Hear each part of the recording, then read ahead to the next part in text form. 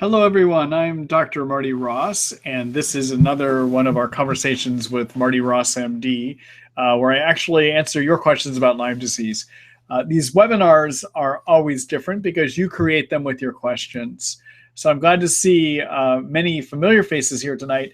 I also see a list of names that I get to see that I see a lot of new people here too. The way these webinars work, you write the questions and you do so by filling out or writing them in the chat box, which you'll find at the bottom of the screen over here on the right-hand side. Okay, take a look there. And when you write the questions, I ask that you do not hit or only hit the enter key one time as you're writing the question. If you hit it more than one time, what winds up happening is it creates multiple questions, which are hard for me to follow on my end. I am doing a recording of the webinar tonight, and tomorrow morning you will get a email from me saying that that recording is ready. Usually that's somewhere around 6 o'clock in the morning, 6:30 o'clock in the morning, Seattle time, Pacific Standard Time here in the Pacific Northwest. So just to let you know that. If you don't get the email, take a look at treatlyme.net on the webinars page. And many of you know where that webinars page is because that's how you signed up for the webinar tonight. But look on the webinars page and there's a link to my recordings page, all right? So you'll see it there. So many of you, some of you may have been here last week and I had to cancel because I came down with the viral infection pretty quickly, but I recovered pretty quickly too, thankfully, but I wasn't able to do the webinar last week. So I'm glad to be with you tonight. So during the webinar tonight, I will be posting your questions on the screen for those of you that are here to see. Those of you that are watching a recorded version or listening to a recorded version will not see those questions though, okay? So they only show up for the people that are here live. And because of that, I will read each question so that people that are following to the recorded version can actually understand what we're talking about, all right? During the webinar tonight, I will show you pieces, things you might want to look at my Lyme disease information site, the Treat Lyme book, which is at www.treatlyme.net.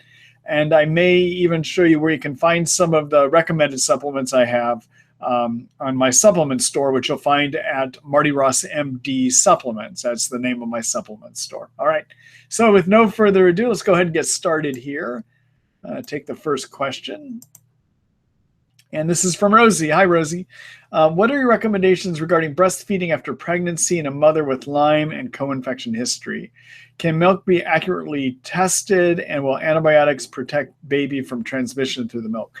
So there is a small, very, very small possibility of breast milk transmission. We do know from some studies that Lyme can be found in breast milk, and we think that maybe Bartonella can be too, but I haven't actually seen the studies that show that. Because it can be found in the breast milk, there's always a small chance. But keep in mind, the only way that it's really going to get to your baby is if there happen to be microscopic cuts or small cuts in your baby's mouth too. The Centers for Disease Control will tell you here in the States that based on their studies that there isn't any evidence that it is transmitted through breast milk, but I don't fully trust their studies. I tell women that to be aware there is a small possibility. If you want to decrease that possibility to probably 0%, what I recommend is taking an antibiotic that is safe to take while breastfeeding. And so those antibiotics can be amoxicillin, something called Ceftin or cefuroxime is what that's known as, something called Ceftonir, and Zithromax. Those are antibiotics that are safe to take while you're breastfeeding and probably decrease the chances of breast milk transmission to 0%. I personally think, and not even personally, but medically, I think that there's a lot of great benefit in breastfeeding. And so I actually do recommend my patients with Lyme that they do breastfeed, but consider being on the antibiotics. The reason I recommend breastfeeding is that there's a lot of good parts of the immune system from a mother that are passed on to the baby. So there's some protections that happen. I think the food is more nutrient rich if you do it as breastfeeding as opposed to formula feeding. And then there's always the bonding that happens with your baby when you're breastfeeding as well too. I think those are great benefits, and I think they outweigh any risk of being on antibiotics while breastfeeding too. All right. So I hope that answers your question. And good luck to you, Rosie. Good luck to your baby too. All right, let's see what we got next here. Hello, Victoria. Let's see. What do you think of Andy Cutler's mercury chelation protocol? Also, have you seen autoimmune blood test results go negative after Lyme treatment, such as ANA, RNP, and RA? So let's talk about the autoimmune blood testing first. So there are certain blood tests you can do to see if the immune system is reacting against a person. These blood tests can become positive in Lyme, not all the time, but they can be. And yes, as I treat, often you will see that those become normal, not all the time though, okay, but they can become normal. So the answer to your question, yeah, they can become normal. In terms of Andy Cutler's chelation protocol, I think it's a very, very complex. I think he's made a heavy metal problem more complex than it needs to be. I'll put it that way. My preferred way to do heavy metal detox is to use an oral agent called DMSA. It is a prescription chelation agent. So chelation agents basically are metal magnets. They're medicines you take that will draw the heavy metal out of the cells, okay? And they need to be rich in sulfur. And so what my preference is DMSA. I think it does the best job. Now, when we're doing the detox, sometimes that can make people really tired, and some people have a hard time doing it. The most aggressive way that I will use DMSA is to have a person take a 500 milligram pill, anywhere from 3 to 5 of those pills a day, divided throughout the day at least 3 times. And I'll do that 3 days in a row and then have a person take 11 days off. But when a person has Lyme, that can often be very difficult to tolerate. So another way that can work quite well is to take a 500 milligram pill 1 time a day, every 3rd day. So every 3 days, take it, okay?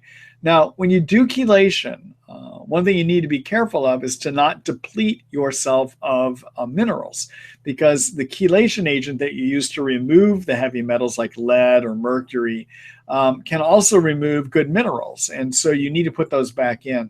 So on the days a person isn't chelating, I recommend that to take a trace mineral vitamin and take that as 1 pill 2 or 3 times a day to put those minerals back in again. Okay. So anyhow, those are my thoughts on that. All right. Thanks, Victoria, for your question, and good luck.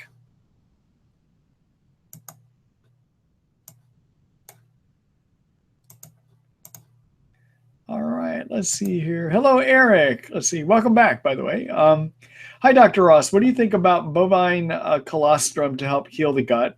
I saw a series Betrayal where it was talked about by Dr. Tom O'Brien. Any worries about reactions? It is supposed to be an immune modulator. Dr. Keecher's formulator of it. I'm doing everything from your book. Thanks much. You know, I haven't used it enough to be able to comment. I'll put it that way. I know what the theories are, and I know that it may give benefit. It's rich in immune cells, basically, and also colostrum is rich in transfer factors, which are proteins that actually can support the immune system and turn it on. As to whether it really helps with gut healing, I don't know. And I haven't seen any science on it either to be able to comment. All right. All right. Thank you for that question. And take care. Take care, Eric.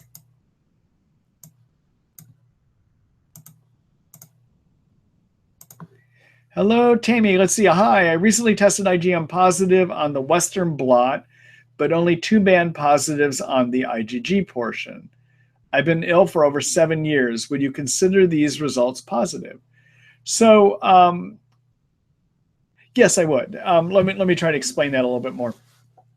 So, what a Western blot is, it's a test technique we have that we can use to see if your immune system is making antibodies that attach to the Lyme germ. All right, so antibodies are basically proteins made by the immune system that can attach to a germ. Once they're attached to the germ, they act like a big radio tower, sending out signals for other parts of the immune system to come in and gobble up the germ. All right, they don't really get rid of the germ itself, but they attract other immune cells, and that will do the job of getting rid of that germ. Now, there's different families of antibodies, and with infections, there's 2 that are more of the important ones. There's the IgM family and the IgG family.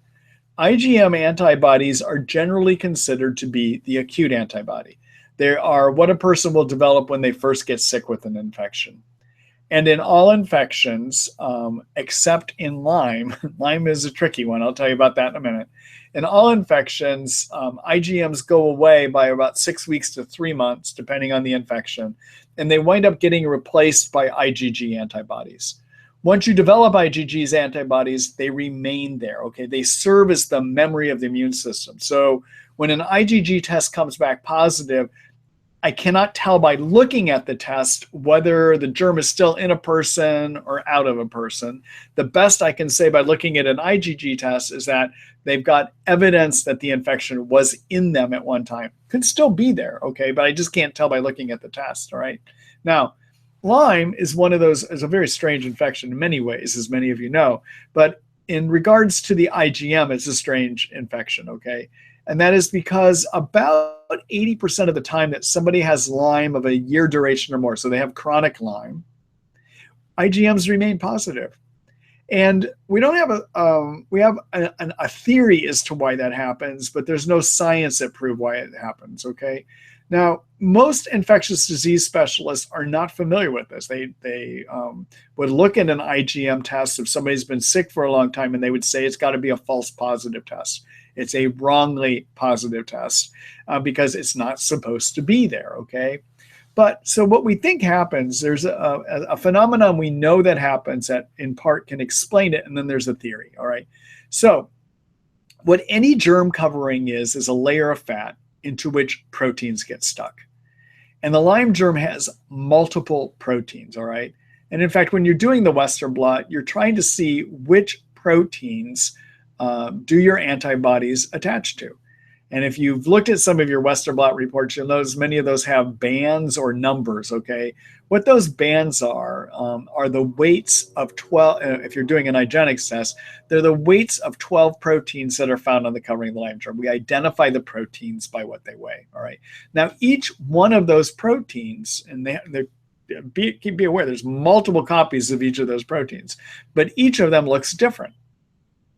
And what happens, there's a phenomenon we know happens in Lyme, which is called epitope switching, which is the proteins can bury themselves in the layer of fat and pop back out, okay? So again, any germ covering is a layer of fat in which these proteins are stuck. So these proteins, some of them can bury themselves while the other ones remain out. And essentially what happens is the germ covering, what it looks like, is always changing, all right? It's always looking brand new. So what does the immune system do? And this is where the theory comes in. We theorize that the immune system gets tricked and thinks it's seeing a new infection and therefore keeps making the new infection antibody, all right? Now, if you get back an IgM test, the only way you can have an IgM test that's positive is if you have a living germ in you flipping its proteins around, whether that's acute or whether it's something you've had in you for many years, okay? So an IgM test coming back positive means you got a living infection in you. By comparison, as I said, the IgG, once you make them, you will always keep making them, okay? And so an IgG being positive doesn't tell me whether it's living in you or not, but an IgM does. All right. So your IgM being positive says that at the time that test was done, you have a living germ. Okay. And yes, you can sometimes be positive in both in Lyme. So I hope that answers your question. All right. Thank you for that question too, Tammy.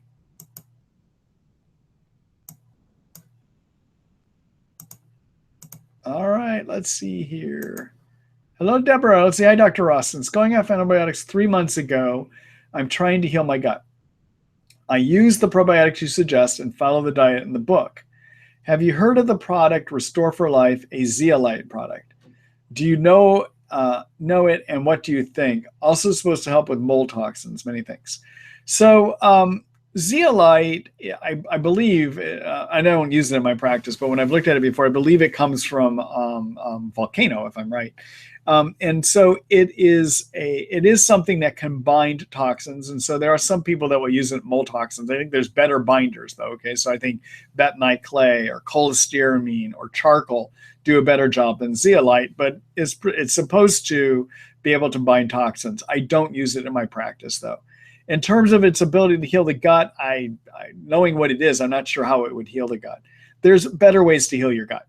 And let me talk to you about those. All right. So If you've been on antibiotics for a while, or if you've had yeast, there's the possibility you might have something called leaky gut. And what happens in leaky gut is you have the inside of the intestines. You've got one layer of cells. So you got the inside of the intestines. You got one layer of cells. These are the cells, by the way. All right. And then you've got your blood vessels down here. All right. And the way that things get from the inside of the intestines to these blood vessels down here is they have to go through these cells. They have to be absorbed. Okay. That's when your intestines are working well. That's when there's no gaps between these cells. All right. Now, if you get too many yeast on top here, or maybe if you get a Lyme infection, these cells will plump up and pull apart, and now you got gaps. So things from here can now leak through these openings, all right? Now, when this is working correctly, the only thing that gets absorbed into these cells are nutrients that we need in their small parts. So either in their amino acids or very small pieces of sugar, very small pieces of fat, all right? But if these are plumped up and pulled apart, guess what? You now get toxins leaking through here that can keep you sick. You can have pieces of gluten getting through instead of small pieces of gluten, big pieces of gluten getting through. All right. And before they get into these blood vessels, they got to go through the whole immune matrix. So down here between these cells and your blood vessels is your immune system. And in fact, 60 to 70% of your immune cells in the body are located in the intestines, all right? So if they leak through those openings, things hit those immune cells, triggering inflammation, chemicals called cytokines that can get released into the bloodstream, makes you feel sick, all right? Toxins get absorbed, make you feel sick. Things we're allergic to hit all those immune cells, and they release histamines and other allergic chemicals, makes you feel sick, okay? So what you want to do is you want to heal these cells, and you want to re-heal the mucous membrane that covers these cells as well too. All right, so first of all, make sure you don't have yeast, all right? And if you, Deborah, you may be aware that I have articles about how do you figure out if you have too many yeast. I'm not going to go through it right now. I'll show you in a minute where you find that article, but figure out if you have too many yeast. If you do have too many yeast, then you want to treat that. You got to get rid of those yeasts so that these can grow back together again. Okay. If you've done that and you're still having a lot of gassiness and bloating, then the next thing you want to do is heal the lining. All right. And the way you do that, you want to support the mucous membrane that covers those cells. And you do that with vitamin A, 10,000 international units 1 time a day. And you want to combine that with vitamin D, 5,000 international units 1 time a day. Okay. So vitamin A, vitamin D support the mucous membrane. The other thing I'll have people do is start digestive enzymes to help break down food into very, very small particles so you're not getting the big particles absorbed, irritating the immune system, all right? So I like using digestive enzymes, a group of digestive enzymes called Similase, and I'll have people chew 2 pills of those before meals 3 times a day. The other thing that I'll wind up doing is I will give people the fuel source that these cells need to use to heal back together again, okay? And the fuel source for the cells that line your intestines is called glutamine. And you can get an L-glutamine powder. Usually, depending on the brand, they're going to come as 3 grams per scoop or 4 grams per scoop. You want to do at least 1 scoop 3 times a day, all right? That gives the fuel source, all right? And then finally, you want to be on good probiotics. You want to be on a type of probiotic that's proven to repopulate the intestines. You can either do it as using something called bifidobacterium and lactobacillus, or, as you know, I mentioned something called Prescript Assist Pro, which is a soil-based probiotic. It's got bacteria from the soil that can be very good at healing the gut too and supporting the immune system, okay? So those are the things I usually like to do, and I usually do that for about 2 or 3 months to heal the gut. All right, so let me show you some things here. I'm going to do a quick screen share. All right, let's get there. All right, so I'm in the Treat Lyme book. This is at www.treatlyme.net. Many of you may recognize this as the homepage for it, okay? And so if you want to look up things about Lyme, you could choose to do so by looking at my chapters and looking at a chapter that has your problem in it, or you could do a search. I mean, we could search for yeast by clicking on this search button here, okay? But what I'm going to do, I'm going to go down here to my chapter on yeast, And I'm going to go ahead, if you want to know if you have yeast, to figure out if you have yeast, look at this article called A Silent Problem, Do You Have Yeast? I talk you through how to figure out if you have it, okay? So take a look at that. My probiotic that I like is this soil-based probiotic. You can read more about it here. All right, then trying to think if I've actually written an article before about how to heal the gut. If not, I may be turning this the response to tonight's question into that. Let me look in my intestines chapter here. So there should be, there it is, stomach and intestines. Let me see what I've got there. Yeah, so you could take a look at this article called Leaky Gut Syndrome, a Video Treatment Guide.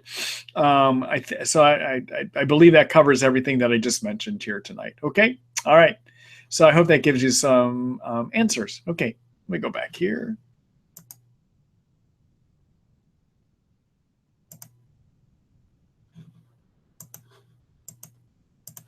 All right, there you go. Deborah, I hope that gives you some help, okay? Thank you for that question.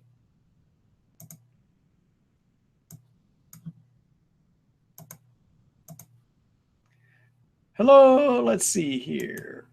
Hello, Kelly. What are your thoughts on the Buhner protocol if antibiotics can't be taken? Thank you. So everyone, Buhner, many people know about Buhner. Buhner is an herbalist, and so he works with herbs, and he's a master herbalist. He really knows his stuff quite well. Buhner will only recommend things for which he has found a lot of science to support that it works, okay? And I think that there are some herbs that he ignores because there isn't the type of science he likes to see that work quite well. Just keep in mind, just because science doesn't show something doesn't mean it doesn't work. It just may mean the science hasn't been done, okay?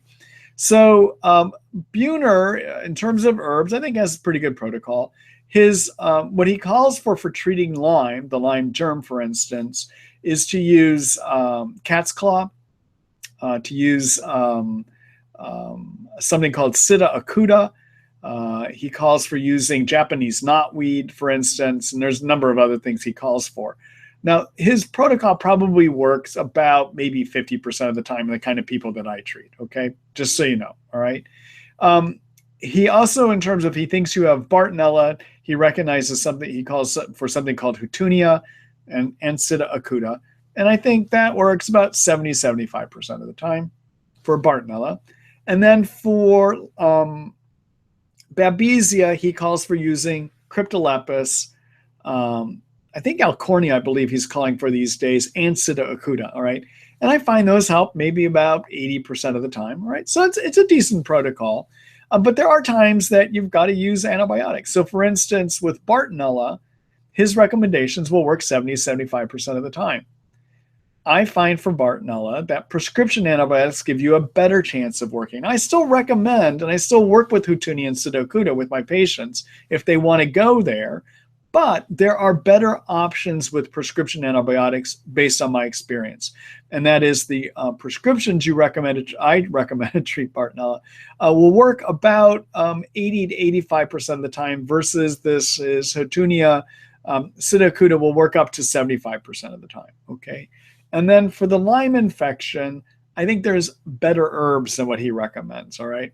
So the better herbs for treating the Lyme infection is to use a combination of cat's claw as a product called Cemento and something called Banderol, which is an extract from a tree called the Atoba tree out of South America. I found those two herbs from something called the Cowden protocol. Now, those are the two parts of the Cowden protocol that work. The rest of the Cowden protocol probably doesn't work well. The Banderol Cemento, I find in my practice, work about 85-90% of the time to treat Lyme effectively. That compares with prescription antibiotics that I also find to work about 85-90% of the time, okay? So working with Banderol Cemento, you can get a good treatment, all right? And Buhner will not look at the Banderol because there's not enough science supporting its use, okay? So that's why he misses it, all right? So I do find that they work better than these other aspects. Okay, now, Buhner recommends ashwagandha, for instance, to support the adrenal glands. I recommend ashwagandha in my treatment protocol. Buhner also recommends probiotics. I mean, I recommend probiotics, right? And Buhner likes to lower cytokines, inflammation chemicals called cytokines, by using Japanese knotweed. I like using curcumin instead. So I actually think the protocol I recommend is a stronger, more effective protocol than what the Buhner protocol is, all right? So if you're not familiar with it, let me just show it to you real quick. You can look at it later. I'm going to do a screen share here.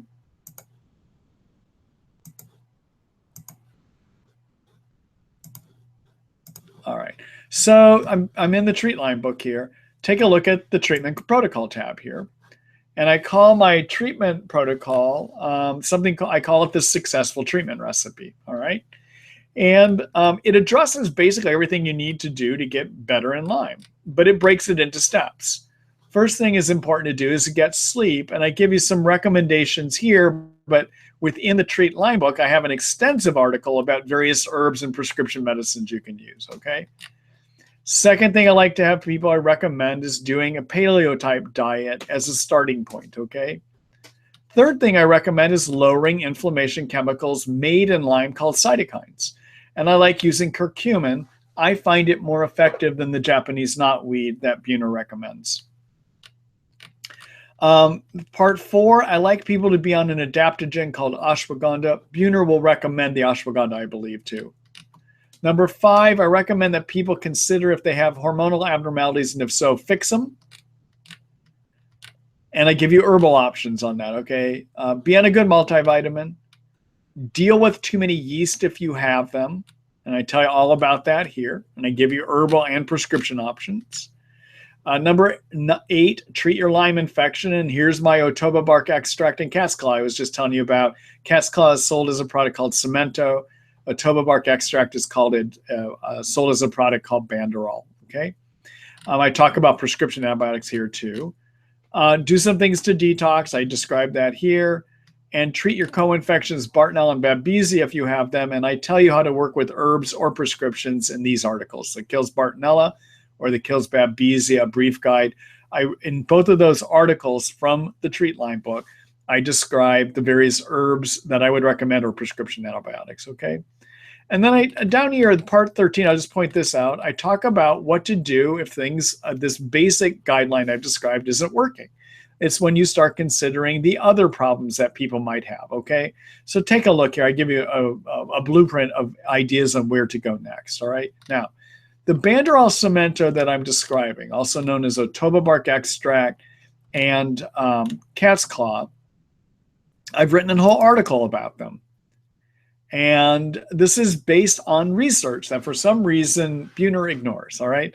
But take a look here in this article, Otoba bark extract and cat's claw tinctures. I talk about the science and why I use these. There was some pretty impressive science that came out about 5 years ago showing that these do a great job killing all 3 forms of the Lyme germ and actually breaking up and removing biofilm, all right? So if you're looking for something you can do on your own, I would take a look at the successful treatment recipe. I think that it is more effective than the Buhner herbal protocol. All right. I hope that gives you some answers there and some ideas. Let me go back here. All right. Thanks, Kelly, for that question.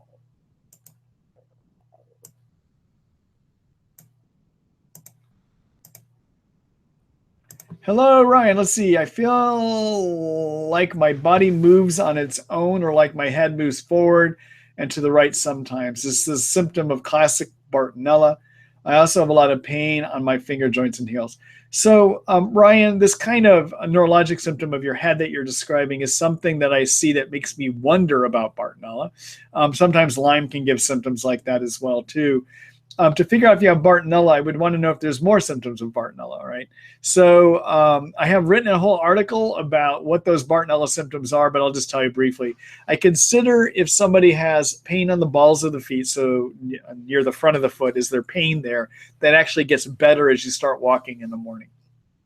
Another symptom that can suggest Bartonella is having a lot of ongoing anxiety that seems to occur in Bartonella with a large number of people. Sometimes depression can be part of it too.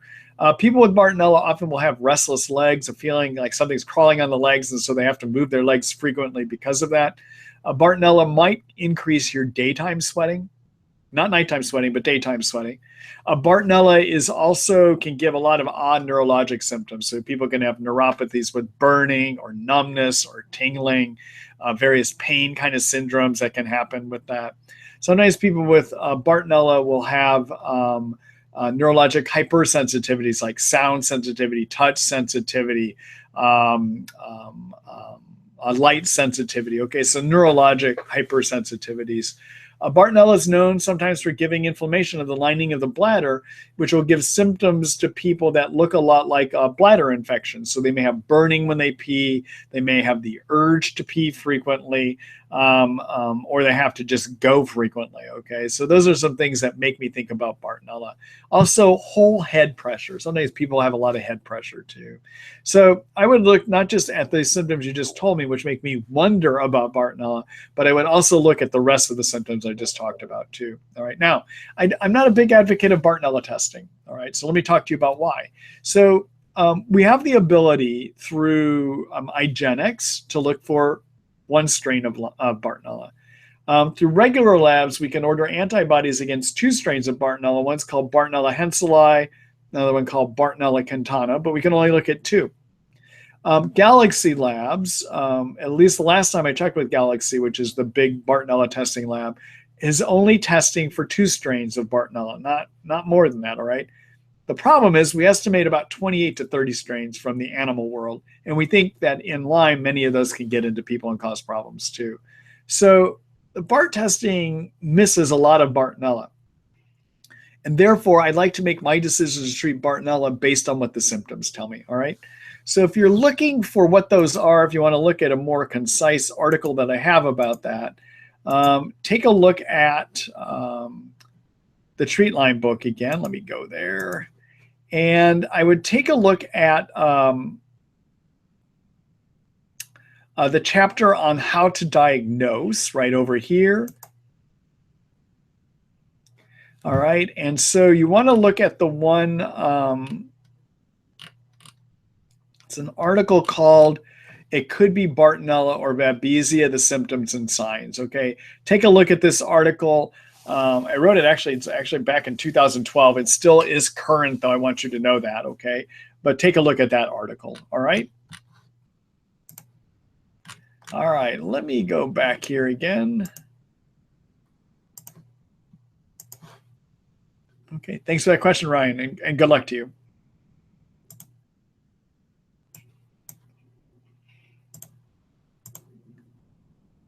Hello, Julie. Let's see. Hi, Dr. Ross. I tested positive for Babesia divergence through DNA connections. Do you find one strain of Babesia to be worse than the other?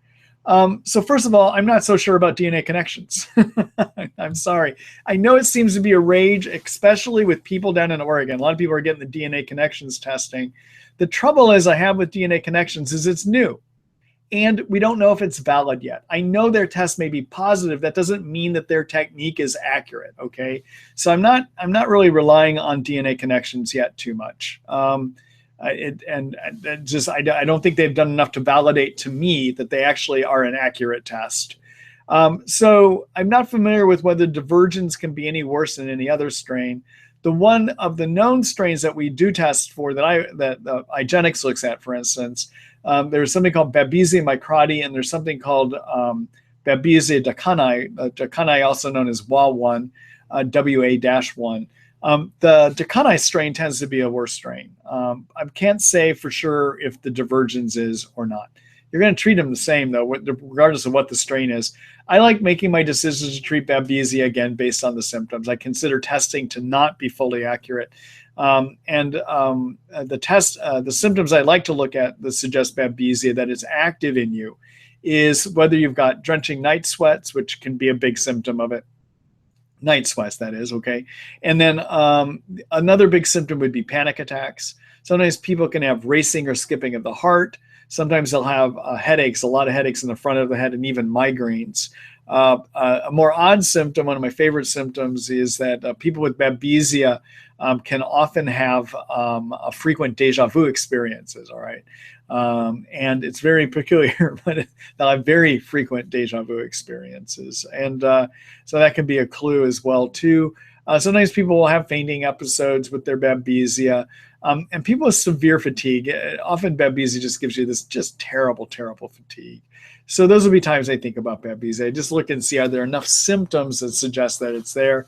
And I'll go ahead and do that, okay? But I'm just not a big believer in the DNA connections. I know it's a big rage, especially for the people I see coming out of Oregon, but I don't think they've done enough to prove that they're a decent lab, a valid lab.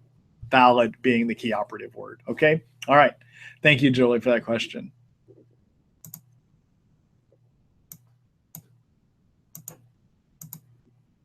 All right. Hello, Colleen. Let's see here. Hi, Dr. Ross. I'm having problems telling when I need to urinate. Do not have a UTI. I will feel as if I need to go so badly that only a few drops come out. Other times I have not made it to the bathroom in time. Maybe unrelated, but there are calcium oxalate crystals in my urine. Thanks, Dr. R. Thanks, Dr. Ross. Got it. I thought you were calling yourself Dr. R there for a minute. So you're having bladder symptoms, okay? And so those kind of bladder symptoms can occur if you have infection, but I have to assume if you've had a urine study done that they're not seeing any signs of infection in it, okay? The other thing that can give you a lot of bladder symptoms is Bartonella. Lyme can sometimes too, but what happens is you can have from Bartonella or Lyme, you can get inflammation of the lining of the bladder that will lead to bladder irritation, giving you that feeling like you got to go. Also, you can get nerve irritation, especially from Bartonella, okay? And so those kind of symptoms, especially of bladder irritation, are called interstitial cystitis. Sometimes they can be seen if a urologist will look in your bladder with a fiber optic scope. They can sometimes see the inflammation that is causing these symptoms. But the treatment is get rid of your Bartonella, get rid of your Lyme, okay? So I would look and see if you have enough symptoms suggesting Bartonella and treat, and I showed you earlier tonight how to do that, all right? The other thing you can do for an irritated bladder is to work with glucosamine sulfate and quercetin, all right? So quercetin is a bioflavonoid. It comes from the skin of colorful fruits and vegetables. And it gets inside of white blood cells and decreases their production of cytokines. And many of you know about cytokines. I talk about them regularly here in the webinars. I usually like curcumin to get rid of cytokines. But when you got bladder irritation, what seems to work better for the bladder irritation is quercetin, okay? 250 milligrams 3 times a day. It gets into the bladder lining and it decreases inflammation. Glucosamine sulfate, which is something we often use for people with arthritis of their knees and their big joints because it helps rebuild cartilage, that glucosamine sulfate also is broken down in the bladder and it forms a microscopic gelatinous coat that covers the lining of the bladder so that your urine isn't irritating it as much, all right? And that's 500 milligrams 3 times a day, all right? Now, you can either do it as 2 separate herbs. You can do the quercetin 2 pills, 250 milligram pills 3 times a day, and the glucosamine sulfate as 500 milligrams 3 times a day. Or there is a product made by a company called Vitanica called IC Blend, also known as bladder yeast, that has both the glucosamine in it and has the quercetin in it. It's also got some L-arginine in it as well too. And that does a great job. And that would be 4 pills 3 times a day. You have to take a lot of it, but 4 pills 3 times a day. And let me show you that real quick. I usually have people do it when they have their bladder symptoms of either caused by Lyme or interstitial cystitis. All right, so I'm going to go back here and I'm going to show you, okay, so this is Marty Ross MD supplements. This is where my patients get their supplements. This is what I use with my patients. Now, I run a website for supplements because I want to make sure that my patients have good quality products, okay? And there's a lot of garbage supplements out there. In fact, there's been multiple studies that have been done going into supplement stores like a Super Supplements or like your Whole Foods, where they say they have high quality, but they go in, they pull these supplements off the shelf, they test them, and they come back showing there's garbage, all right? I try to choose products here that are from companies that are known to source their materials for the highest chance that the active ingredients work, okay? So high quality. I also choose supplements here that do not use artificial fillers that could be toxic to you and hurt you when you have Lyme disease, all right? So when I mention a generic on something and you're wondering, what does Marty Ross use? Well, you can come here and poke around and find out what it is, all right? So for instance, if you want to know what product we have for quercetin, just type in quercetin here, all right? But for bladder ease, it's going to type it in. All right, and that is this blend called IC Blend. I also call it Bladder Ease, all right? And this, again, is sold by the company called Vitanica, all right? So this is where you would find it. And again, if you're looking for other ideas on what kind of herbs I recommend, just take a look here. All right, let me go back here. All right, so Colleen, good luck to you, and thank you for that question.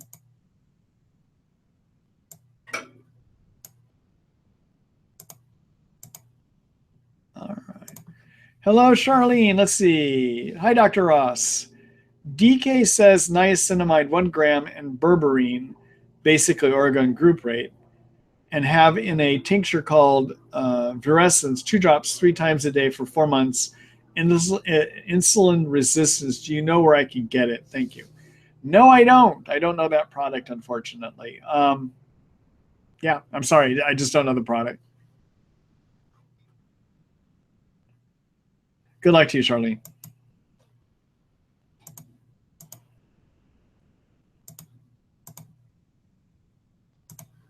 Hello, Emily. Let's see. I was never a fan of the LLMD I have here in the Midwest, but there are none nearby that are accepting new patients. How would you recommend I continue being prescribed antibiotics if I decide to use a remote provider? Boy, that's a tough question. So with a remote provider, I assume you mean somebody you're going to be visiting with by phone or over the internet. So I do that with a number of my patients as well too. Usually what I'll have people do is to see if they can get their family doctors to take my visit notes and to follow them and prescribe. That's one way I have found to do it. Another way I have found to do it is for my remote patients, if they come to see me here in the office one time, I can examine them and then I can prescribe. So I in my own practice, I won't prescribe for somebody until I examine them at least one time because I'm concerned of how my medical board might look at it. But once I've examined them once, I can keep prescribing from a distance for them. And I even do that with my Canadian patients, for instance, where there's a pharmacy I have found in Vancouver that will accept my prescriptions. I have a physician that rewrites, and then I can send pharmaceuticals throughout Canada, for instance. The pharmacy up in Vancouver will do that for those patients, okay? So the only way it could really work is if you happen to have a backup doctor that will prescribe, like your family doctor, that would follow the recommendations of a remote provider. Or if you use me as a remote provider, if you come to see me at least one time, then I will send my prescriptions wherever you are in the country. Or up in Canada, we can do it through Cripps Pharmacy. Or if you're in the United Kingdom, as many of my patients are, there's a service called CanadaDrug.com that will ship into Canada as well too. Okay? All right. I hope that gives you some ideas. It's not a perfect way of going, but those are some things you could look at. All right. Good luck to you, Emily.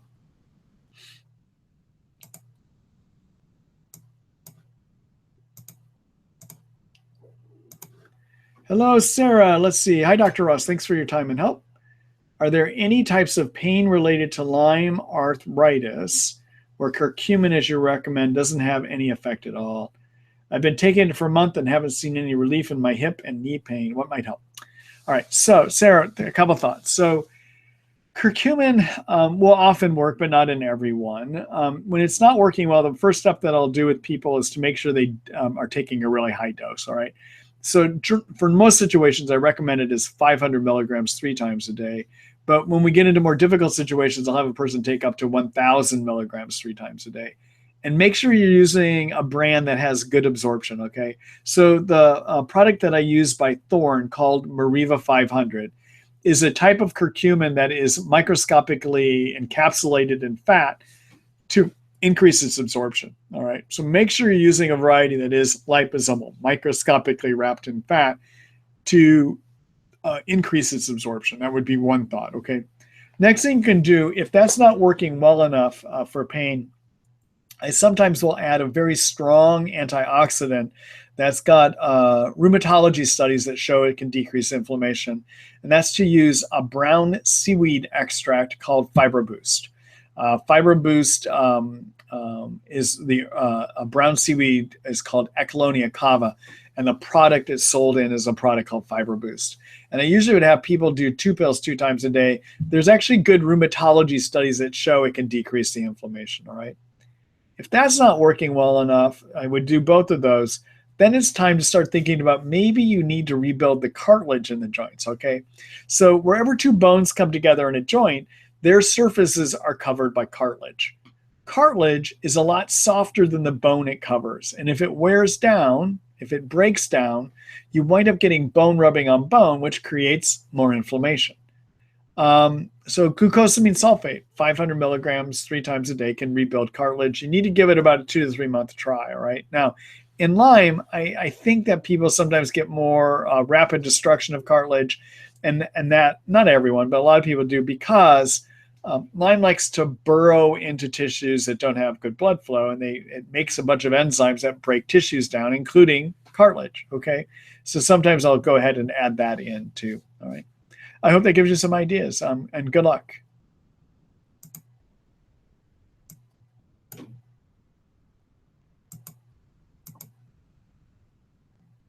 Bear with me here, everyone. Hold on here, I just got to check something. Okay, yep. All right, so I'm just looking to see if I've got some complaints that people aren't hearing me, but it looks like everyone's hearing me just fine. All right, so let's go on to the next question here. Hello, Catherine. Let's see. My daughter was treated for Lyme for a year. She recovered, and recently she has experienced debilitating upper back and neck pain. Do you think Lyme has returned? How should I treat it? So there's too many. It's hard for me to say based on what you've told here. To know if her Lyme is back, I would want to know what her original symptoms were, and I would want to know if a number of those original symptoms have come back. Okay, so the most common ones would be muscle pain and fatigue. If she's having this with the return of general muscle pain and fatigue, yeah, maybe her Lyme has gotten active again, okay? But it's one of those kind of situations, especially with neck pain and debilitating upper back pain, you wonder about, did she injure a disc? Did she injure her back in other ways? There's a lot more questions I would need to ask to help figure it out. The answer is, yeah, it could be, but usually when Lyme relapses, it's going to look pretty similar to the way that Lyme originally looked, okay? So consider that as you're trying to figure it out, all right? The other thing I'll show you here, if you want a more precise answer, I would need to ask you a lot of questions about your daughter, or I would need to ask your daughter a lot of questions. You could take a look at a service that I have, which is called this online consult. And I call my online consult service a one-to-one medical consult service, okay? You can read more about it here, and you can, if you're interested, you can write to us and we can help get one set up for you. But take a look at the how it works section, the disclaimer, and the requirements, okay? Just be sure that you're set up to be able to deal with this if you choose to do it, all right? The only limit of this one-to-one service is because I don't examine you, I cannot prescribe, and I cannot order tests, but I can give you a lot of good ideas, and I can recommend herbal treatments, I can recommend supplements, but if it takes ordering testing, or if it takes ordering prescriptions, you would need to find a local doctor that can do those for you, okay? All right. Let me go back here. All right. Good luck to your daughter there, Catherine, and thank you for that question, too.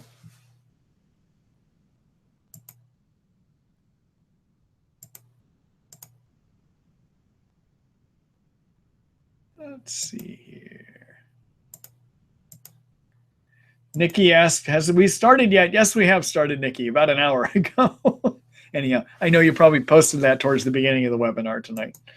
All right, let's see here. And so actually, I think this is your question right here, Nikki. Let's see, what is a normal CD57? All right, so what is a CD57 first? All right, so CD57, everyone, is a type of white blood cell that can be low in Lyme disease. And it seems to be low about 80% of the time. Now, Just because you have a low CD57 does not mean Lyme is causing it. All right. There may be other things that cause CD57s to be low.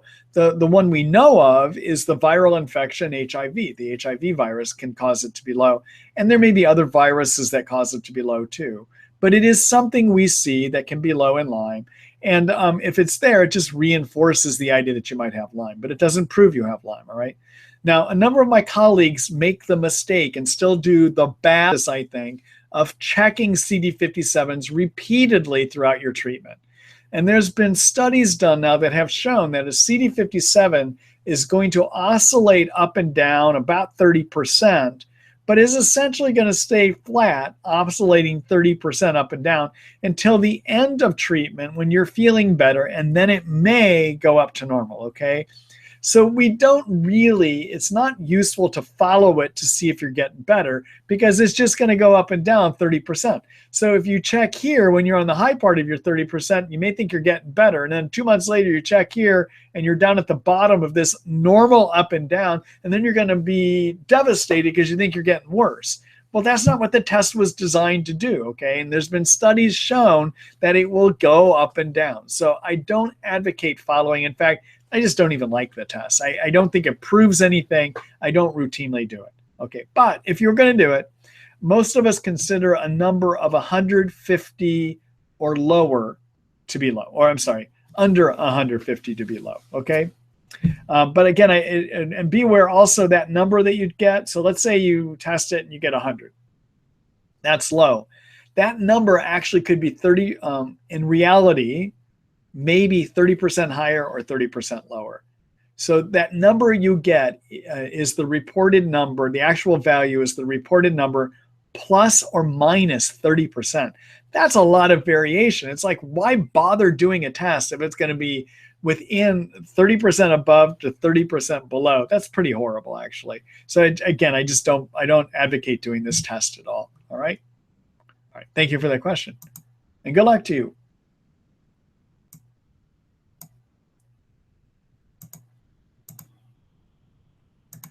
Hello, Lisa. Let's see here. IGeneX Lyme Western blot IgM band 18 is positive, 41 inconclusive, 8393 inconclusive. IgG band 39 is positive, 41 is positive, 66 is positive, 8393 inconclusive. Do you interpret these results are positive or negative? Okay, so I would interpret your IgG test as positive, therefore you have positive Lyme testing. All right, how I'm interpreting that is if you have antibodies against 2 of the following 6 proteins, it's a positive test. And those 6 proteins are 2325, 31, 34, 39, 41, or 8393, okay? On your test, you're positive at 39 and 41 on your IgG. That inconclusive at 8393, maybe you're making antibodies, maybe you're not making antibodies. It's hard to tell. It could be dirt that showed up on the test strip, okay? But being positive 39, 41 means you got a positive test, all right? And you only need one. You don't need to have both your IgM and your IgG pre-positive. You just need one of those antibodies to test positive for Lyme to call it Lyme, all right? So I would interpret that as a positive test. Now, does that mean you have Lyme disease? I don't know, because tests could be wrong. To determine if you have Lyme disease, I need to consider what's the risk of getting it. So for instance, a known tick bite in New Jersey where 95% of ticks carry Lyme, that's a high chance of getting it, okay? But 50% of the time, people don't remember a tick bite. So you can still have risk if you do a lot of activities that put you in proximity to ticks, for instance, all right? Second thing I look at is, do you have enough symptoms that look like Lyme? Third thing I look at is, are there any physical exam findings? Now, keep in mind, most of the time people look pretty good with Lyme. They look good. They feel like really bad, okay? But they can look good, all right? So I consider 4 things in making a Lyme disease diagnosis. What's the risk of getting it? What do your symptoms look like? Any physical exam findings? And do you have supportive tests? Now, keep in mind, people can have Lyme and their testing can be negative 15 to 20% of the time. So it's a guessing game at times too. All right. Thanks for that question, Lisa, and good luck.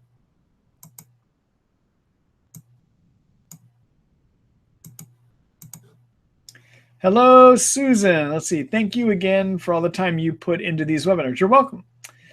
Can brain fog actually turn into Alzheimer's, or is there light at the end of the tunnel?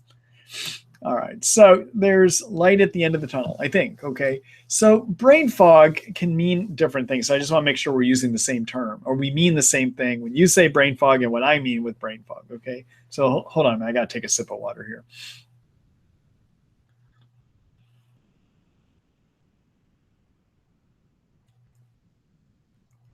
Okay, so brain fog to some people means a sensation or a feeling of cloudiness or fogginess around their head, a heaviness kind of feeling, okay?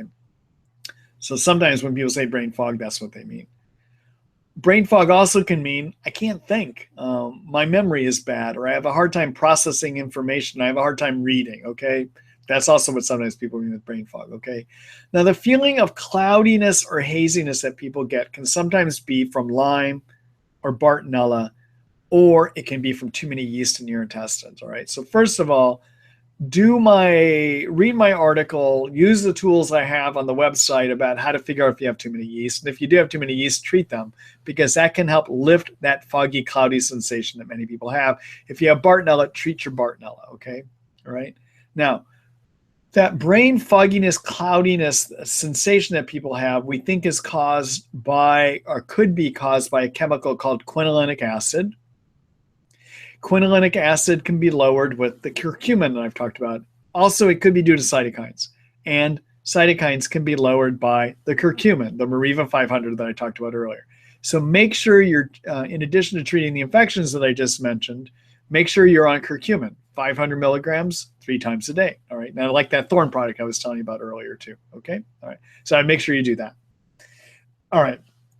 Now, in terms of other things you can do to repair the thinking while you're if your brain fog you're talking about is more of a cognition issue, a thinking issue, there are other things you can do to help your brain work better as you're getting your germs out.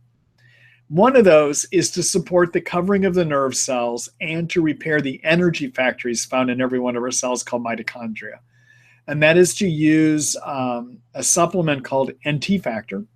NT factor is made up of the fat that makes up the covering of your mitochondria, which are your energy factories, and also makes up the covering of your nerve cells.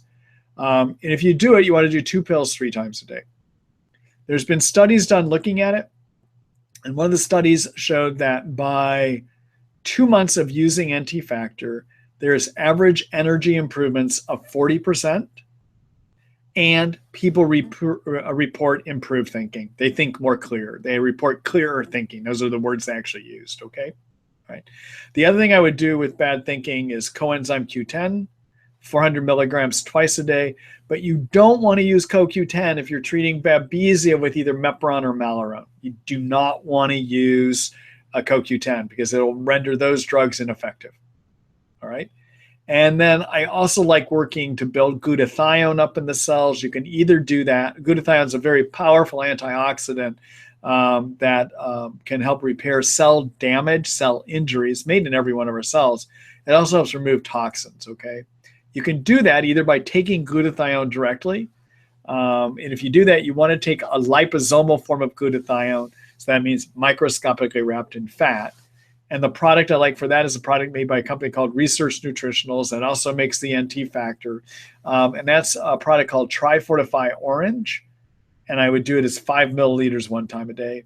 You can also build glutathione up by taking one of the building blocks or one of the bricks and mortar, if you will, that builds glutathione. And that's something called N-acetylcysteine. And that's 500 milligrams 3 times a day. All right. So what's my brain fog formula? Well, treat your infections. Make sure you don't have yeast. Also, treat Bartonella or Lyme if they're the cause of it.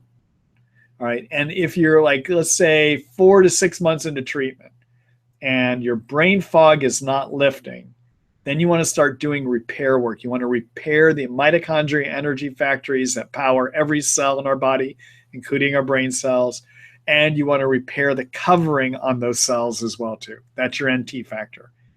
You want to use coenzyme Q10, and you want to be on the N-acetylcysteine, okay? So where do I talk about all this stuff? Well, let me just do a quick screen share here, and I'll show you an article that you can look at later. All right, so going back here. All right, so we're back in the Treat Lyme book, the website, the Treat Lyme book. All right, and take a look at the chapter I have called Brain and Nerves. And there's an article here called My Brain Isn't Working, I think. What can I do? All right. In here, I describe all the various things you can do to repair your brain function. All right. Take a look at that. Here's the article I've written on glutathione. I talk about why it's a great detox agent, why it fixes injury, why it can be helpful for mitochondria, etc. Okay. And then here is the article that I've written about NT factor that I was just telling you about. All right. And here's the article I've written on curcumin that I was just telling you about. All right. So anyhow, this is a good chapter for you to take a look at, and you might consider subscribing so you can get this information. Okay. All right. Let me go back here. So thank you for that question.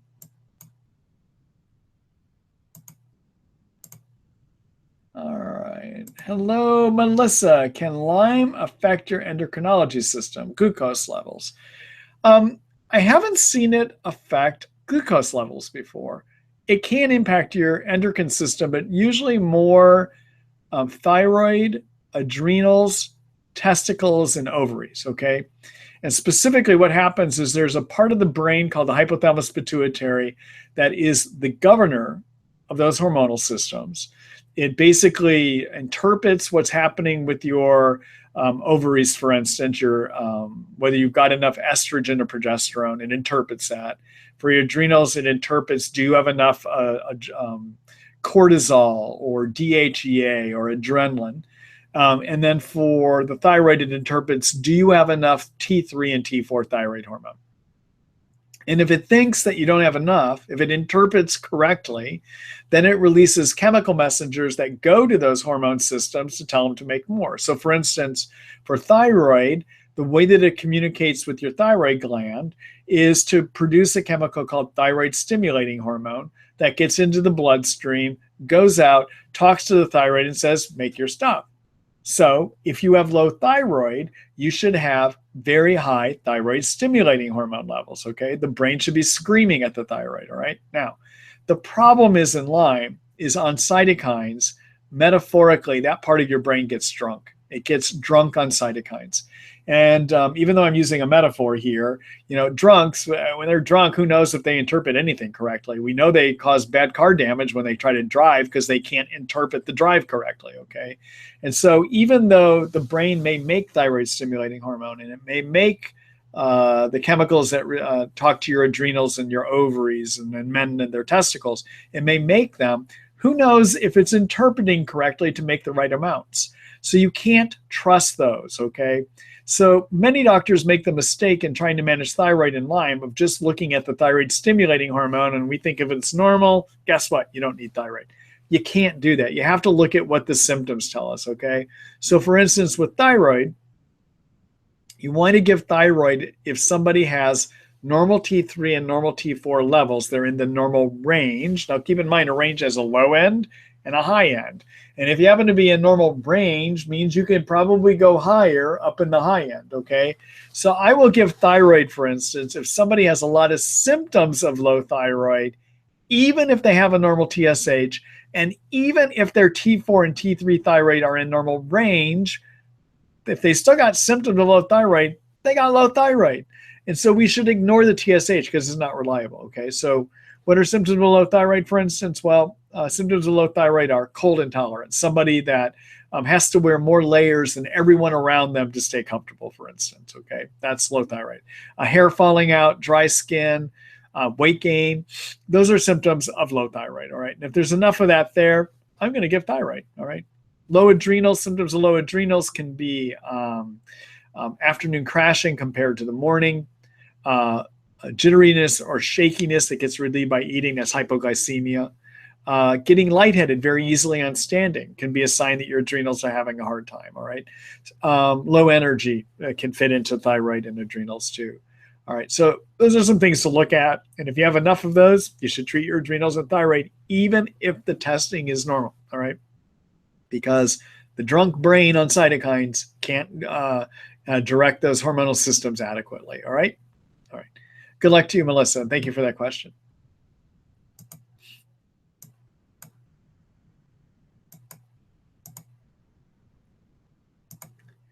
Hello. Is there? I think Elisa is how I'm going to say that, although it could be Eliza too. But hello, Elisa.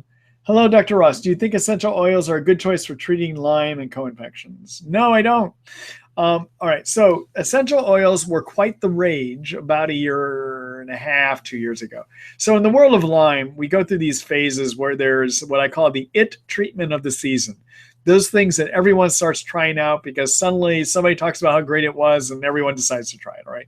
And that was essential oils about a year and a half ago. And a lot of people tried it and a lot of people it didn't work on. I think that you're better off using the herbs that I mentioned in the Treat Lyme book or using the prescription antibiotics I mentioned. I just don't find the essential oils to be that useful. All right. Thank you for that question, Liza. Or Lisa, whichever way you call it.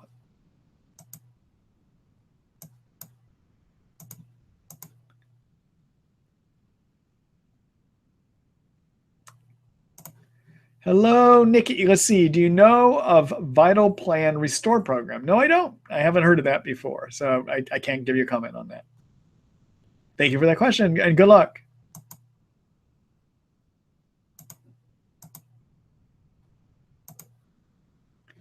Hello, Liesel. Let's see. I need to start over. Lyme, Bart, Babesia, migraines, mycoplasma pneumoniae, and failed immune system. So on monthly IV Privigen, stopped Zithro last month due to too much inflammatory response, been on every antibiotic over 25 years and really going downhill.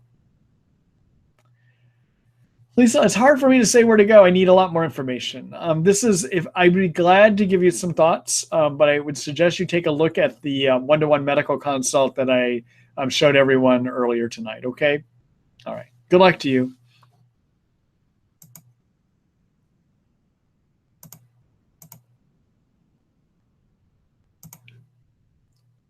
Hello, Brenda. Let's see. I'm grateful for your help. Have used amoxicillin 500 milligrams 2 times a day and probenecid off and on for 2 years for Lyme. Do you think your amoxicillin high-dose protocol will still work for me? Have been off all antibiotics for 3 months. You know, that's a hard one to say, Brenda. Generally, I don't like to use an antibiotic for more than 6 months because of the concern I have about drug resistance. And it's possible that you might have developed some drug resistance by being on this level, your current level of amoxicillin as you were, even though you've been off it for 3 months. Now, it's possible the germs lose their, if they become resistant to amoxicillin, that over time they stop being resistant to it. But I don't know if 3 months is going to be enough time off of it.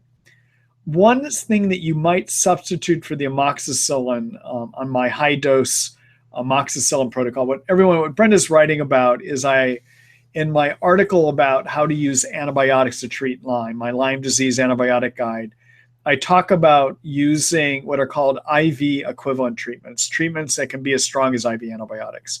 One of those is to use amoxicillin at 4,500 to 6,000 milligrams a day. All right, that's a lot. So keep in mind that normally we use amoxicillin for throat infections or ear infections in an adult. It's 500 milligrams 3 times a day, so 1,500 milligrams a day. But when I use amoxicillin at an IV equivalent dose, the idea is you take so much, it forces so much into the bloodstream that it works as strong as an intravenous antibiotic. I usually am going to use 4,500 to 6,000 milligrams a day as 1,500 milligrams 3 times a day or 2,000 milligrams 3 times a day, okay? So, Brenda, what you might want to consider doing instead of doing the amoxicillin would be to use a drug that works in a similar fashion called Ceftin, which is also called cefuroxime. It's 500 milligrams. Usually I'll use it twice a day, but when I use it more high dose, I might use it as 2 pills twice a day or 3 pills twice a day, okay? Now, cefuroxime is in a big family, is part of a family of antibiotics called cephalosporins. You may be familiar with another one, which is an IV antibiotic called ceftriaxone, also known as Rocephin, okay? So it's in the same family as that. And then, and so which is a different family than amoxicillin, which is in penicillins. Okay, now penicillins and cephalosporins are part of a bigger family of antibiotics called the beta-lactams. Okay, so beta-lactams are made up of penicillins, cephalosporins, and a drug called imipenem is another is in this bigger family. Okay, there's three different subfamilies within the beta-lactams. All right, so the fact that you can't necessarily use the amoxicillin here, I would still use the same principle in the way that it works by using a cephalosporin. If you can't do the cefuroxime, there's another cephalosporin you can try that's an oral antibiotic at high doses, and that would be to use something called cefdinir, and that's CEFDINIR. It comes as a 300 milligram pill, but you could do two of those twice a day, or you could do three of those twice a day. Gets at the same idea that I was talking about with that amoxicillin. Okay, now be careful. I don't see that you did it here, but make sure you're also doing something to treat your intracellular Lyme and your cyst Lyme. Keep in mind, amoxicillin is just going to treat the spirochete form of the germ. Okay, and if all of those words are foreign to you, or anyone that is listening in, let me show you where you can read more. Lyme lives in 3 states, everyone. And when you treat Lyme, you have to treat for all 3 states, okay? And so if you want to know what I'm talking about, take a look. Actually, this is a free article. Take a look at my article on Lyme disease antibiotics. It's called a Lyme disease antibiotic guide, okay? And this will give you a good idea about the 3 forms and how I work with various antibiotics to treat those 3 forms, all right? Now, there is one update that I need to add to this, and that is I need to write a little bit more in this article about pulsing antibiotics. There's times that pulsing antibiotics can be good. And there is a recent article that I wrote about pulsing antibiotics, and that is right here. Do you see this new section I put up here called Latest Updates? Take a look at this article called How to Pulse Antibiotics for Lyme, where I talk about why you might want to pulse antibiotics and how it works, okay? All right, so I need to link this into my antibiotic article. All right, let me go back here. All right, good luck to you, Brenda.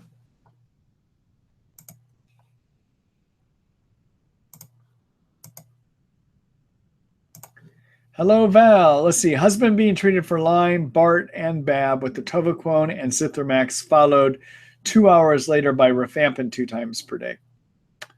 Symptoms include severe fatigue. Initially noticed he perks up after the nighttime Zithromax dose and now sees similar effect with the added AM dose. Any idea why? No, I don't know. I don't know why he would perk up on the Zithromax other than obviously it happens. I'm not sure why that's happening. All right. All right. Good luck, Val.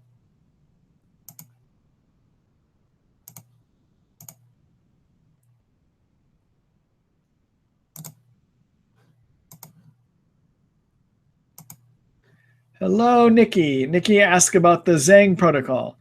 Zhang is an herbal protocol. He's a Chinese herbalist, okay? And I would look at it as something to consider if everything else is failing. I think you have better options to start with, either in terms of my successful treatment recipe protocol or possibly Buhner herbs, I think work better than the Zhang protocol does. All right. All right. Take a look at the successful treatment recipe. All right. The thing that the successful treatment recipe deals with, my Lyme disease treatment guideline, is it deals with all the things you need to correct to get better. It just doesn't talk about germ killing. It talks about getting sleep so your immune system works better. And so you lower those inflammation cytokines. It gives you ways of lowering cytokines. It talks about correcting the hormonal problems that you get in Lyme. The Zhang protocol doesn't address that adequately. And even Buhner herbs doesn't address that adequately either, okay? And I will tell you, absolutely, the Cowden protocol just doesn't address a lot of that either, all right? So take a look at the successful treatment recipe. I think it's a better way of going. It's basically a similar protocol that I work with and modify with my patients here in the Healing Arts Partnership, okay? All right. Good luck.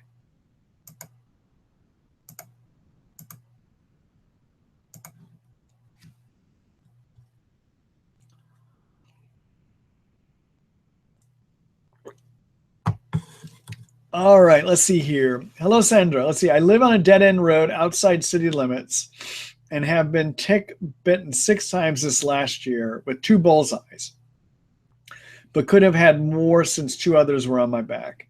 I have 15 outside cats. People often drop them off, and they would come in on the cats. I have been very sick since. I think there's more parts to your question here. Let me see here.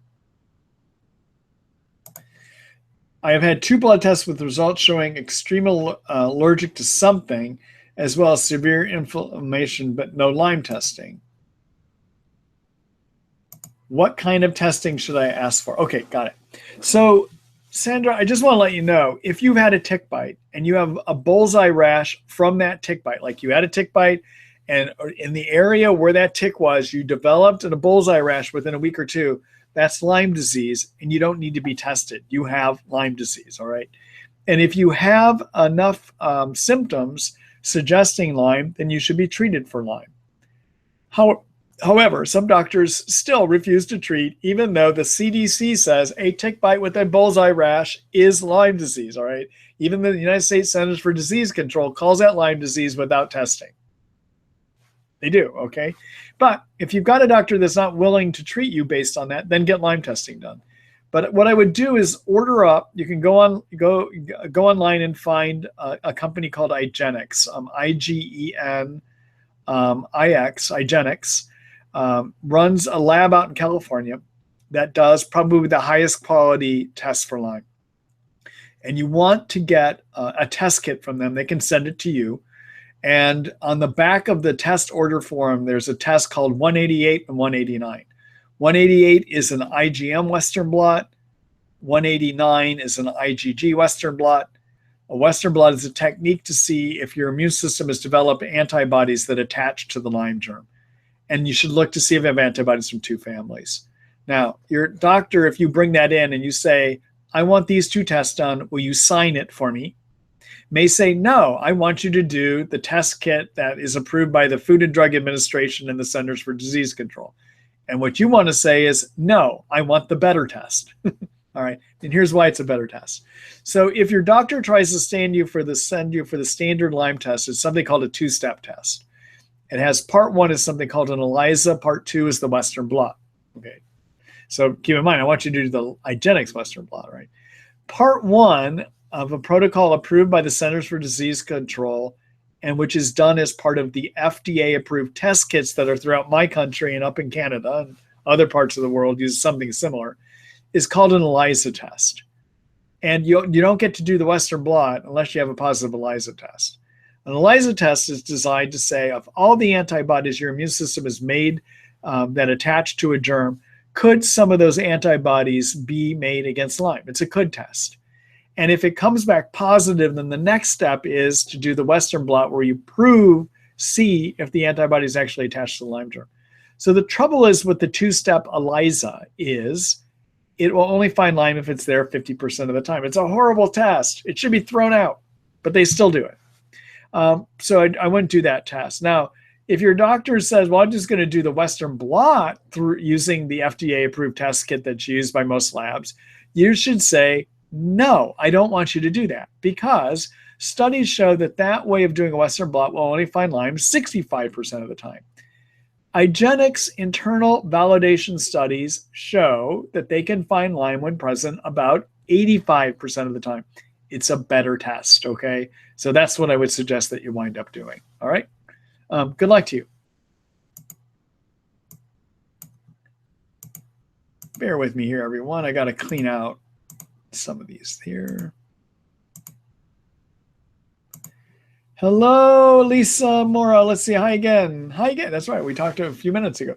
Hi again. I tested IGenX IgM positive 31, 41, indeterminate 39, and 83, 93. But what about cross-reactivity with other viruses like the herpes family, therefore possibly giving a false positive result? My IgM was 41 positive, 39 indeterminate. So I'm confused here. I think that second part is your IgG. So you gave me your IgM result at the beginning where you said IgM was positive 31 and 41. I think that's okay. So IGeneX, I like IGeneX, okay, but I also have a one problem with IGeneX. So they changed their interpretation standards on their Western blot about a year ago. And I don't have any proof of this, but I think it's a move to actually get us to do one of their other tests. Or in other words, it's a money decision, all right? So IGeneX, all right, so as I explained earlier tonight, a test is positive for Lyme if you have antibodies against 2 of 6 proteins, and we identify those proteins by what they weigh, all right? Or we call those the bands, all right? So a protein that weighs 2325 kilodaltons, which is that band 2325, 31, 34, 39, 41, and 83-93. Those are the 6, okay? Now, the reason we focus on those 6 is we want to be sure if an antibody is stuck on that protein. If that's what we measure with the Western blot. We measure our antibodies stuck on those proteins, okay? We want to be sure if antibodies get stuck on those proteins that we choose ones that it would be pretty certain that it's a Lyme antibody stuck on it and not an antibody that was made against a virus infection, for instance, that might attach to those proteins, all right? So IGeneX, when doing their test, looks to see if you have antibodies against 12 proteins. The 6 that it would be very rare to have antibodies stuck against are the 6 I was just mentioning, all right? Now, it is possible still, though, even though it would be rare that antibodies made against viruses would attach to these other proteins, they still can, rarely, all right? And so IGeneX perfected a test that now can look to see, is the antibody stuck on 31 actually made against Lyme? And about a year ago, they started no longer calling the pattern of 3141 a positive. And I think it's a move that they want us to start doing their other test, okay?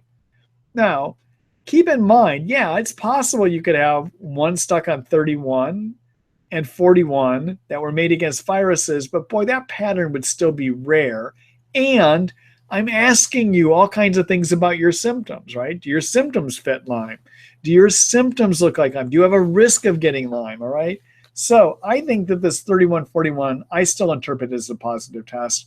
I usually do not do this add-on test that IGeneX is trying to get us to do. And I mean, I know IGeneX would probably deny it, but I think it's a money move, actually, personally.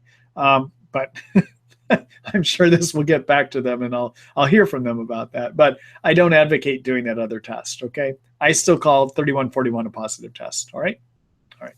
Thanks for that question.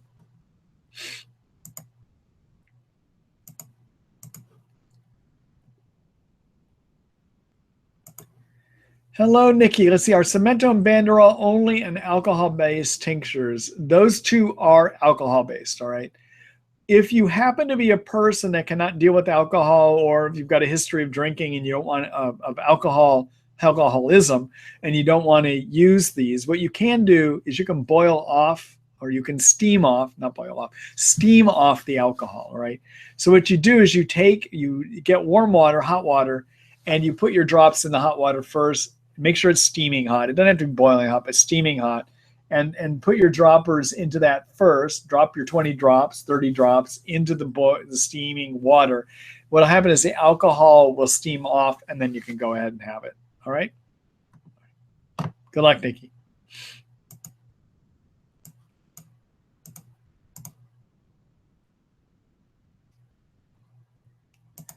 Hello, Jackie. Let's see. Good evening. Sorry to hear you were sick. You look very healthy now. I am a lot better. I actually turned around pretty quick. Many of you know I have an antivirus protocol that I recommend called ProBoost that I tell people to start taking right away to prevent their flu from developing and to prevent other viruses. If you're not familiar with it, there's an article I have, and I'll show you about it here in a minute. But I used my ProBoost, and within 24 hours, this thing that had me floored, I turned right back around. I really believe in that stuff, okay?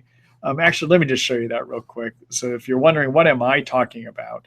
It was part of my recent newsletter that I sent out. But let me just do a quick screen share here. All right, so what do I do to deal with various viruses? Oh, I guess I put it in the newsletter. It's not on my latest updates, but what you can look at is in the chapter on infection treatment plans. take a look at this article called Keep This Cold and Flu Package on Hand for Fast Results. It's what I used last week to turn back around in 24 hours, okay? It actually does a nice job. I don't get the flu vaccine either. I even though I get exposed to flu all the time, I just do not think it's a good idea to do flu vaccines, especially in Lyme disease, because in Lyme disease, people often get ill from their Lyme when they get the flu vaccine, all right? Many of you know I've written an article about that as well too. All right, so anyhow, that's just my commentary. Let's see. I apologize if my question seems repetitive, but I am quite stuck, quite honestly. Lyme, likely Bab and Bart, 23 years, still very concerned about Herx and unnecessary antibiotics need to function. I have many rescue animals to care for, and I hate the idea of long-term antibiotics. LMD 2 years ago prescribed 3 months of clindamycin. I was upset. I highly prefer natural. Is this a good option to start several months of antibiotics, or is more natural treatment possible instead? Long-term antibiotics, inevitable question. I need to take care of my health. Fear has caused me to waste much time. Jackie, take a look at my whole successful treatment recipe. And in addition to killing your germs, make sure you're getting sleep. Make sure you're on curcumin to lower cytokines. If you lower cytokines, you're not going to Herx as badly, okay? All right, and get on the Banderol Cemento that I mentioned in there, because you can regulate how much of it you use. Banderol Cemento being cat's claw and Otoba bark extract. You start at 5 drops of each twice a day, and you work slowly up to 30 drops twice a day. I tell you how to do it in the successful treatment recipe, but you can gauge how quickly you go up. So if you start Herxing at 5 drops twice a day, you stay at 5 drops twice a day until it passes. And you can regulate your Herx by taking more curcumin if you need to, okay? So I would look at that as an option. The Banderol Cemento works 85–90% of the time. It can work as well as prescription antibiotics, okay? So take a look at that. I showed you the successful treatment recipe earlier tonight. It is basically my treatment protocol that you'll find on the treatment protocol page, okay? All right, so I'm not going to go back there now. So that's it for me tonight, everyone. I know that I did not get to everybody's questions, although I actually got through quite a bit here tonight.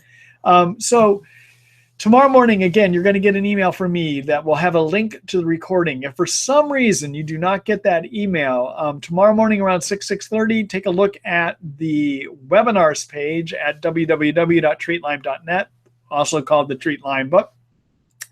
And you'll see a link to the recordings page. Take a look there and you'll see it there, all right? Here in a minute, I'm going to redirect those of you that are still here over to the Treat Lyme book site. When you get there, if you have not signed up for next week's webinar, go ahead and do it from there, all right? If you have not yet subscribed to the Treat Lyme book, I encourage you to do so. As you could tell tonight, most of the ideas I'm giving you here, I've written about, okay? So if you have questions, instead of waiting to talk to me in these webinars, you could subscribe to the Treat Lyme book and read about my ideas on how to get better, all right? And keep in mind, when you subscribe to the Treat Lyme book, you're supporting the webinars as well too, okay? So good night, everyone, and I hope to see you here next week.